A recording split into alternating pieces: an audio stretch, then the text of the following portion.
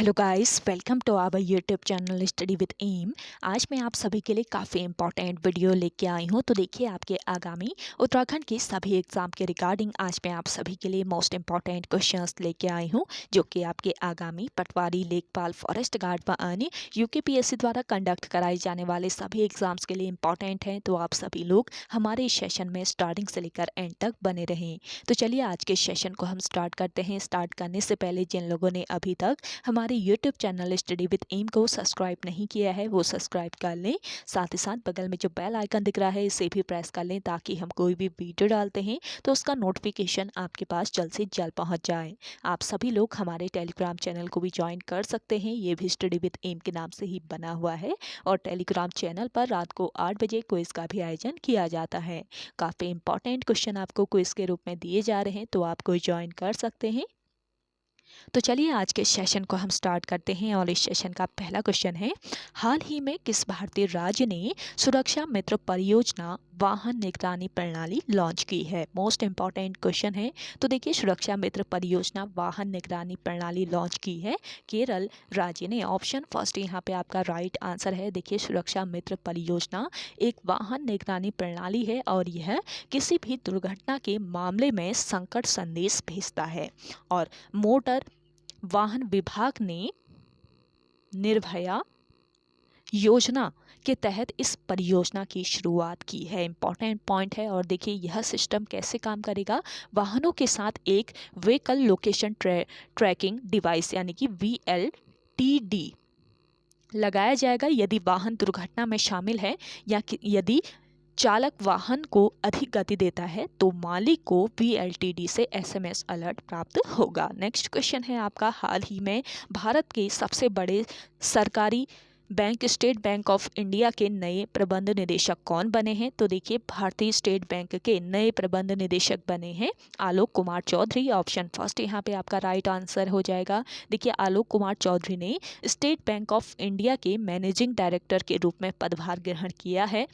आलोक कुमार चौधरी 7 जून 2022 से देश के सबसे बड़े bank state bank of India के नए MD बने हैं और मैनेजिंग डायरेक्टर के पद पर पहुंचने से पहले ये डिप्टी मैनेजिंग डायरेक्टर फाइनेंस और HR की भी जिम्मेदारी निभा चुके हैं। नेक्स्ट क्वेश्चन देखेंगे, चीफ ऑफ डिफेंस स्टाफ के पद के लिए पात्र होने के लिए अधिकारियों की आयु सीमा है। तो देखिए, चीफ ऑफ डिफेंस स्टाफ के पद के लिए पात्र होने के लिए अधिकारियों की जो आयु सीमा है ये है 62 वर्ष। ऑप्शन फर्स्ट इस क्वेश्चन का राइट आंसर है। देखिए, चीफ ऑफ डिफेंस स्टाफ भारतीय सशस्त्र सेनाओं के पेंशनर, त्रिसेवा प्रमुख और भारत सरकार के वरिष्ठतम सैन्य सलाहकार हैं। तो इनकी आयु सीमा है कितनी? 62 वर्ष। नेक्स्ट क्वेश्चन है आपका, अगला क्वेश्चन है आपका, कुमाऊं क्षेत्र के मेलों में किया जाने वाला नृत्य है। तो देखिए, कुमाऊं क्षेत्र के मेलों में किया जाने वाला नृत्य है आपका कौन सा नृत्य? भगनौल नृत्य। ऑप्शन फर्स्ट यहाँ पे आपका राइट आंसर है। भगनौल नृत्य कुमाऊं क्षेत्र का नृत्य है और यह नृत्य मेलों में आयोजित किया जाता है और इस नृत्य में हुड़का, इसके अलावा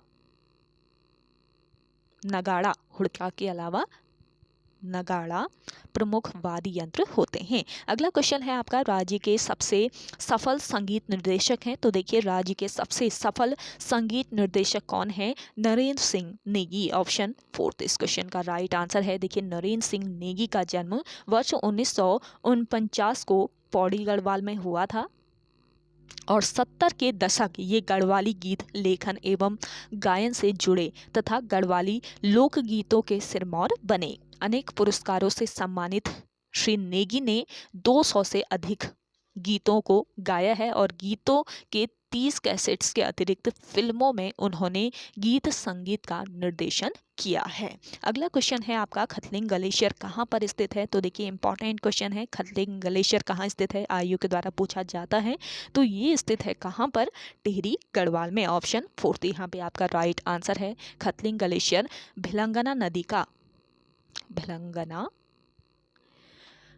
का उद्गम स्थल है, यानी कि जो भिलंगना नदी है ये कहाँ से निकलती है? खतलिंग ग्लेशियर से निकलती है। और जिसके दाहिनी ओर दूध गंगा ग्लेशियर है। खतलिंग ग्लेशियर भिलंगना नदी का उद्गम स्थल है, जिसके दाहिनी ओर दूध गंगा ग्लेशियर है। और दूध गंगा ग्लेशियर के दाहिनी ओर मंसूर ताल है। आपसे पूछा जाए कि मंसूर ताल किस जनपद में स्थित है, तो आपका टिहरी जनपद करेक्ट हो जाएगा, जो कि खतलिंग ग्लेशियर से 6 किलोमीटर की दूरी पर स्थित है। ये आपको याद रखना है।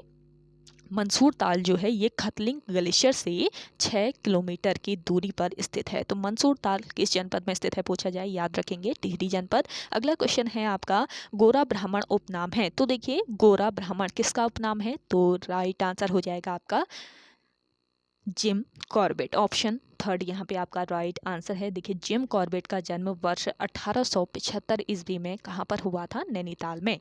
नैनीताल में जिम कॉर्बेट का जन्म हुआ था। जिम कॉर्बेट एक अच्छे शिकारी, पर्यावरण प्रेमी व महान लेखक थे। एडवर्ड जिम की प्रमुख पुस्तक या प्रथम पुस्तक आपसे पूछी जाए तो देखिए एडवर्ड जिम की प्रथम पुस्तक मैन ईटर ऑफ कुमाऊं थी, और ये प्रमुख पुस्तक थी, ये याद रखेंगे। और इनकी अंतिम पुस्तक कौन सी थी, जल्दी से कमेंट करके बताएं जिन लोगों को आंसर आ रहा है, अंतिम पुस्तक कौन सी है एडवर्ड जिम की।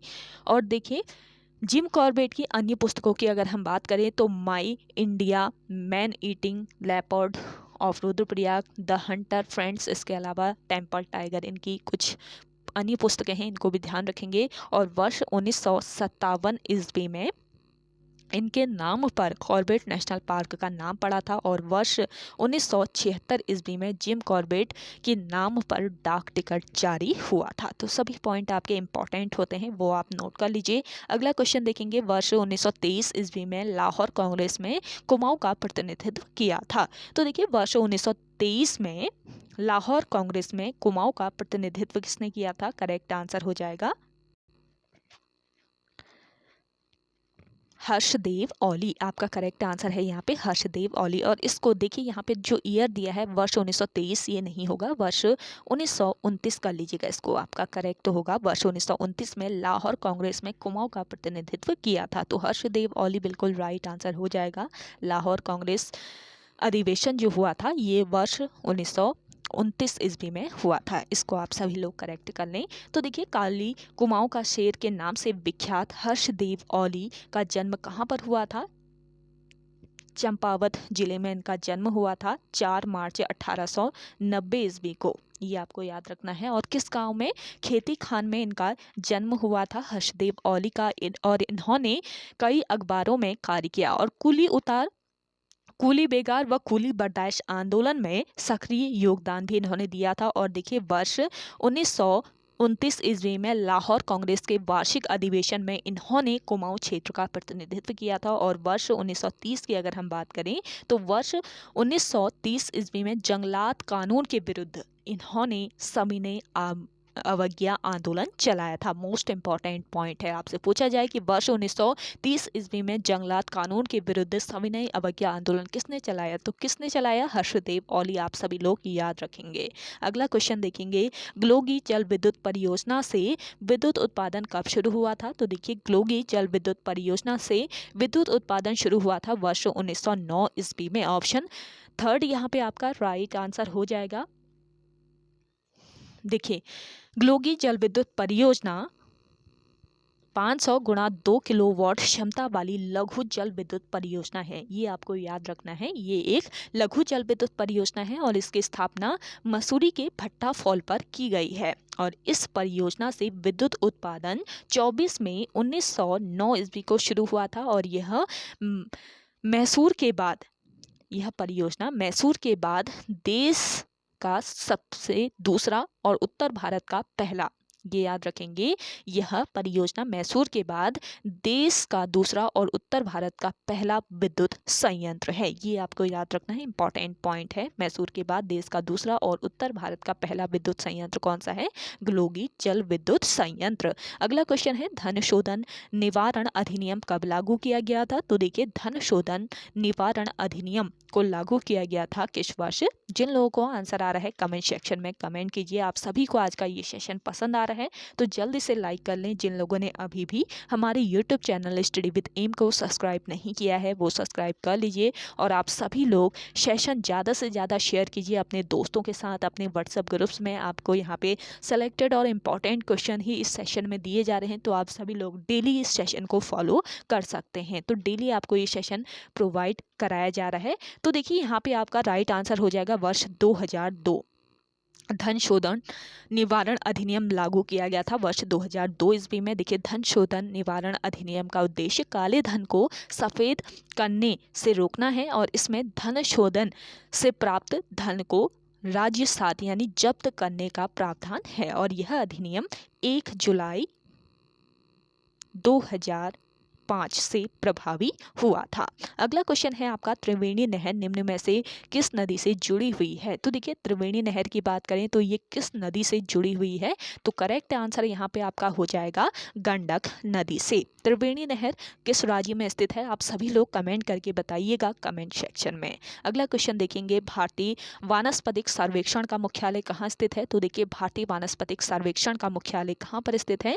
कोलकाता में। ऑप्शन फर्स्ट इस क्वेश्चन का राइट आंसर हो जाएगा। नेक्स्ट क्वेश्चन देखेंगे, अनुच्छेद 155 के अंतर्गत संबंधित प्रावधान किए गए हैं। तो देखिए अनुच्छेद 155 के अंतर्गत कौन से प्रावधान किए गए हैं? राज्यपाल की नियुक्ति से संबंधित प्रावधान किए गए हैं अनुच्छेद 155 में।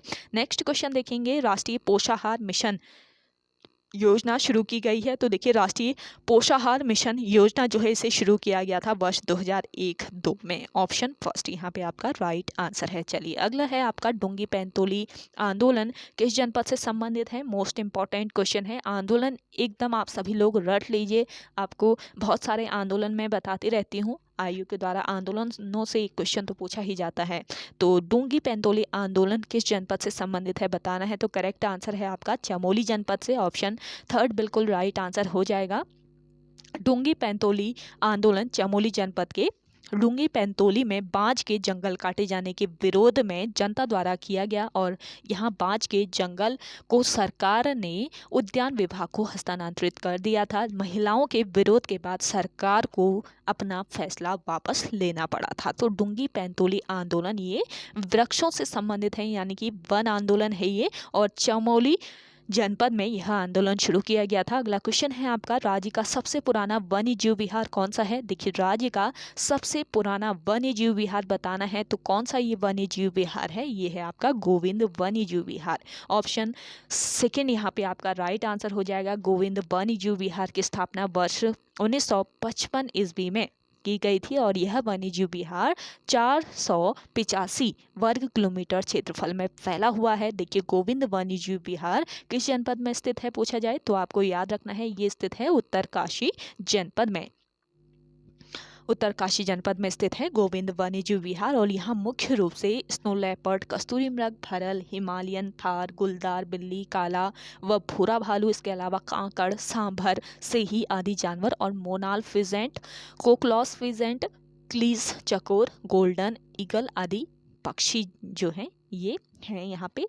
तो आप इसको ध्यान में रखेंगे। अगला क्वेश्चन है आपका, नंदा देवी राजात यात्रा कितने दिनों में पूरी होती है? तो देखिए नंदा देवी राजात यात्रा की बात करें तो ये कितने दिनों में पूरी होती है?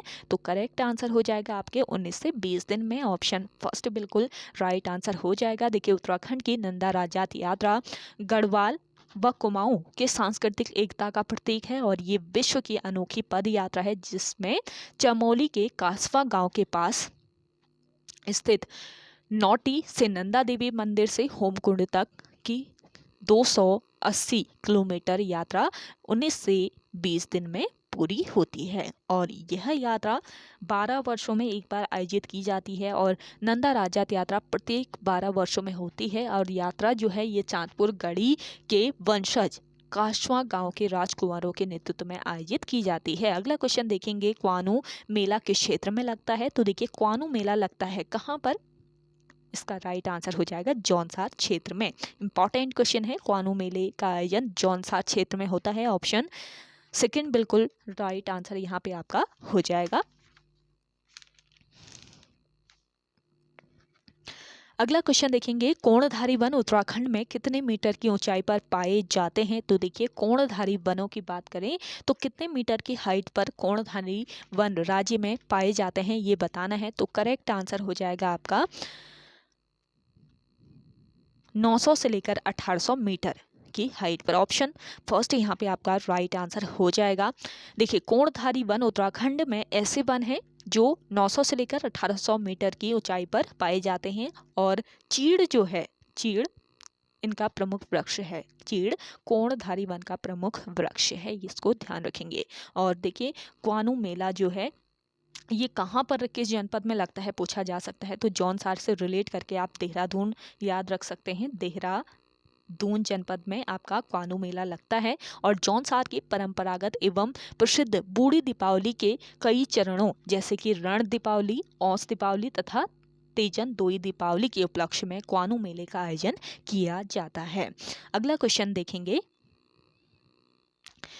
सोन नदी वन्यजीव विहार किस जनपद में स्थित है। तो देखिए, सोन नदी वन्यजीव विहार है आपके पौड़ी गढ़वाल में। ऑप्शन फोर्थ इस क्वेश्चन का बिल्कुल राइट आंसर हो जाएगा। देखिए, सोन नदी वन्यजीव विहार की स्थापना कब की गई थी। वर्ष 1987 ईस्वी में सोना नदी वन्यजीव विहार की स्थापना हुई। और यह वन्यजीव विहार 301 वर्ग किलोमीटर क्षेत्रफल में फैला हुआ है। और सोना नदी वन्यजीव विहार किस जनपद में स्थित है पूछा जाए तो पौड़ी जनपद आपको याद रखना है। तो ओके गाइस, आज के इस सेशन में इतना ही। आई होप आप सभी को आज का ये सेशन काफ़ी पसंद आया होगा। अगर आप सभी को आज का ये सेशन पसंद आता है तो इस सेशन को लाइक कीजिएगा, शेयर कीजिए। जिन लोगों ने अभी भी हमारे YouTube channel study with M को सब्सक्राइब नहीं किया है वो सब्सक्राइब कर लीजिए। और 8 बजे हो सके तो आपको करंट अफेयर की क्लास दी जाएगी, तो आप सभी लोग करंट अफेयर के लिए तैयार रहिएगा। आपको पूरा महीने वाइज करंट अफेयर दी जाएगी ताकि एक एक क्वेश्चन आपका कवर होता चले। तो चलिए, आप तैयार रहिएगा। 8 बजे मिलते हैं एक नई इंटरेस्टिंग वीडियोस के साथ। तब तक के लिए धन्यवाद।